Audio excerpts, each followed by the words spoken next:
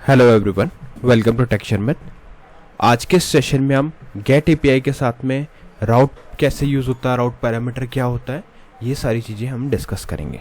ठीक है, अभी तक हमने जो भी सेशंस देखे थे वहाँ पे अपने क्वेरी पैरामीटर्स को समझा कि क्या होता है क्वेरी पैरामीटर्स, कैसे उसको यूज़ करते हैं, राइट।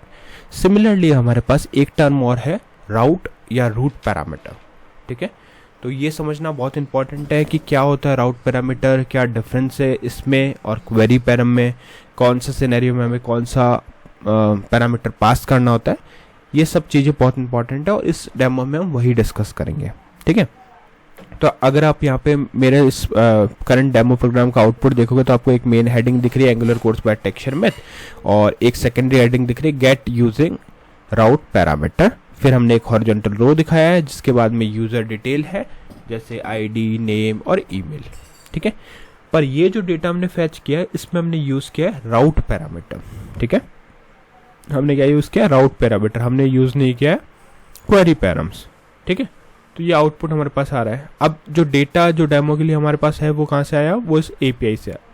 तो अगर आप देखोगे यहाँ पे हमने पहले क्वेरी पैराम्स यूज़ किया था, तो ये क्वेरी पैराम है और ये वाली एपीआई है जहाँ से हम पूरा डेटा फेच करके ला रहे हैं।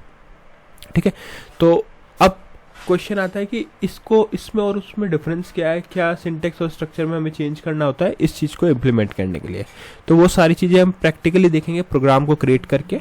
बट सेशन शुरू करने से पहले जस्ट एक रिकमेंडेशन है कि अगर अभी तक आप लोगों ने पहले वाले सेशन नहीं देखे हैं तो आप पहले उनको देख सकते हो, क्योंकि जो पूरी प्लेलिस्ट है एक प्रॉपर सीक्वेंस और सिंक में, तो अगर आप उसको सिक्वेंशियली फॉलो करोगे तो और भी ज़्यादा इजी रहेगा आप लोगों के लिए ऑन गोइंग टॉपिक को समझना और इसको इम्प्लीमेंट करना।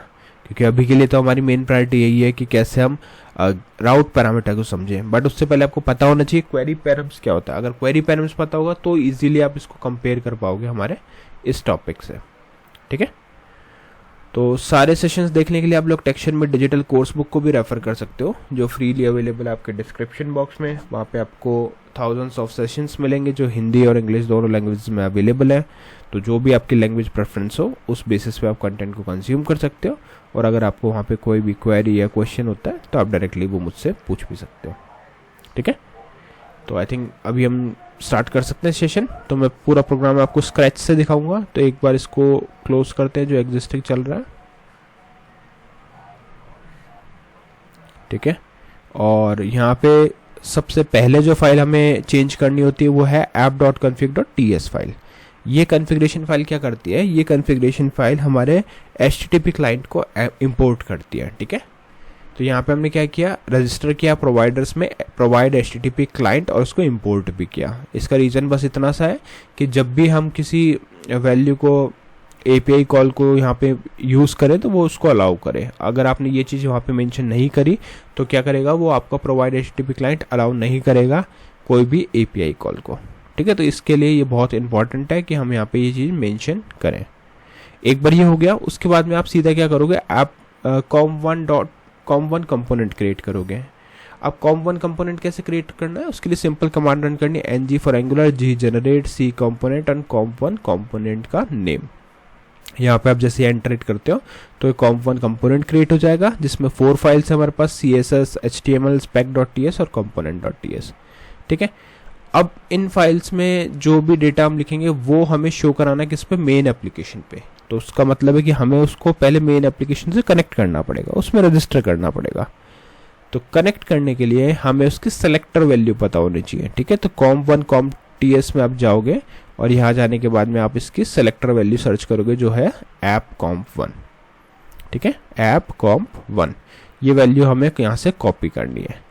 बाकी लॉजिक मैं आपको एक्सप्लेन करूँगा ये कैसे हमने लिखा, पूरा जब हम डिस्कस करेंगे। बट अभी के लिए इतना मानो कि आपके पास एक नया कंपोनेंट आपने क्रिएट किया और वहाँ पे आपको एक सेलेक्टर की वैल्यू कॉपी करनी है जो हमने यहाँ से कॉपी कर ली। कॉपी करने के बाद में आप जाओगे app.component.ts फाइल पे और यहाँ पे जाके सबसे पहले उस कंपोनेंट को इंपोर्ट करोगे। तो यहाँ पे हमने इंपोर्ट एरे में डाल दिया com1 कंपोनेंट और यहाँ पे इसको इंपोर्ट कर दिया। एक बार ये इंपोर्ट हो गया, इसका मतलब है कि अब आपका ये जो कंपोनेंट है वो अपने ऐप कंपोनेंट के साथ में रजिस्टर हो चुका है। अब आप सीधा उस वैल्यू को जो अभी हमने कॉपी करी थी उसको यूज़ करके अपना आउटपुट यहाँ पे पॉपुलेट करवा सकते हो। ठीक है, तो उसके लिए हम चलेंगे यहाँ से app.component.html फाइल पे। यहाँ हमारी मेन दो हेडिंग आ रही है, पहली है एंगुलर कोर्स बाय टेक्सचरमैथ और दूसरी है यहाँ पे गेट यूजिंग राउट पैरामीटर, ठीक है। और फिर हमने एक हॉरिजॉन्टल रो रखा है और उसके अंदर ऐप कॉम्प1 हमारा दो मेन टॉपिक है जो हमने मेन टॉपिक मीन्स ये मेन टैग है, ठीक है। इसके थ्रू ही हम हमारे कॉम्प1 कंपोनेंट को कनेक्ट करना है, ठीक है। यहाँ तक तो बेसिक था। अब देखते हैं कि एक्चुअल में राउट पैरामीटर वाला चेंजेस क्या है जो हमने कॉम्प1 कंपोनेंट.ts में रखा है। तो उसके लिए जैसे यहाँ पे हम पहले मैं दिखाता हूँ कि क्या क्या इंपोर्ट कर रहे हैं। Component common module HTTP client हमने यहाँ पे इंपोर्ट किया क्योंकि ये हम यहाँ पे यूज़ कर रहे हैं। उसके बाद में सीधा हमने क्लास में गए और क्लास में जाके हमने एक यूज़र नाम से एक एनी टाइप डिफाइन किया, ठीक है। ये क्या करेगा, जो भी डेटा हमारा आएगा उसको होल्ड करेगा, ठीक है। फिर हमने यहाँ पे कंस्ट्रक्टर बनाया प्राइवेट HTTP क्लाइंट। तो जब भी कोई वैल्यू जब भी हमें HTTP क्लाइंट को यूज़ करना होगा तो हम HTTP का टर्म यूज़ करेंगे। फिर हमने एक मेथड यहाँ पे यूज़ किया है ngOnInit मेथड। अब अगर आपको नहीं पता है ngOnInit मेथड क्या होता है तो आप पहले सेशन देख सकते हो क्योंकि वहाँ पे अपने ने इसको डिटेल में डिस्कस किया था कि ngOnInit मेथड है क्या एक्चुअल में, ठीक है। यहाँ तक क्लियर है। उसके बाद में हमने क्या किया, ngOnInit के अंदर हमने एक this.http.getAny उसके अंदर एक URL पास किया। अब इस URL को देखने वाली चीज़ है कि यहाँ पे हम कोई भी क्वेश्चन मार्क यूज़ नहीं कर रहे हैं, राइट। पहले हम क्वेरी पैरामीटर्स में क्वेश्चन मार्क ID = 1 लिखते थे, बट अब हमने यहाँ पे सीधा 1 लिख दिया, ठीक है।